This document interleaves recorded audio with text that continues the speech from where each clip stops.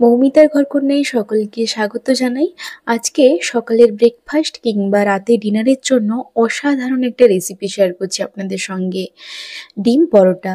তবে পরোটাটা এইভাবে বানাবেন, খেতে বেশি সুন্দর হয়। প্রথমে একটা পাত্রে 3 চামচ নিয়ে নিয়েছি ময়দা, 2 চামচ আটা, স্বাদ মতো লবণ ও সামান্য পরিমাণ সাদা তেল।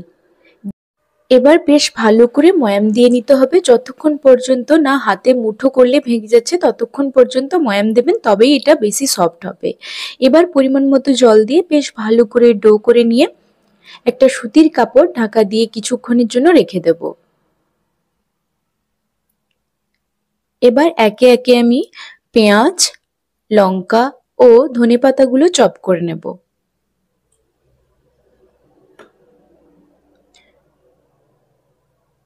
এইভাবে ছোট ছোট করে কুচি করে নিতে হবে।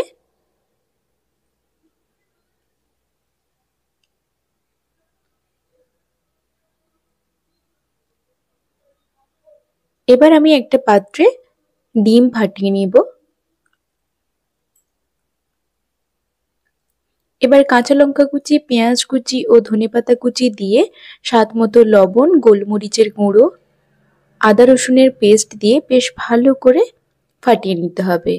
এরপর আমি কিছুটা পরিমাণ চিলি ফ্লেক্স অ্যাড করলাম, সেটাও খুব ভালো করে ফাটিয়ে নিয়ে এবার ওই ডোটা দেখুন কতটা নরম হয়ে গেছে। এইভাবে লেচি কেটে রুটি শেপে বেলে নিয়ে প্রথমে এবার কাট লাগিয়ে আমি ভেতরে চিজ দিয়েছি, অপশনাল, আপনারা চাইলে না দিতে পারেন, তবে এটা চিজ দিলে খেতে ভালো হয়।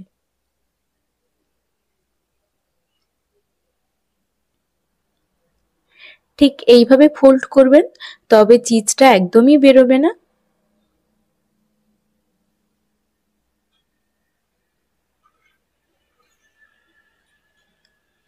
এইভাবে স্কোয়ার শেপে বেলে নিতে হবে।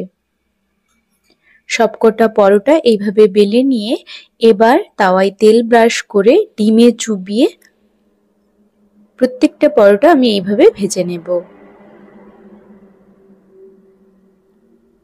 সামান্য পরিমাণ তেল দিয়ে বেশ ভালো করে ভেজে তুলে নিলেই তৈরি এই অসাধারণ স্বাদের ডিম পরোটা। আপনারা অবশ্যই ট্রাই করুন এবং আমাকে কমেন্ট করে জানাবেন কেমন হয়েছে। আজ এই পর্যন্ত, দেখা হবে পরে নতুন কোনো রেসিপি নিয়ে।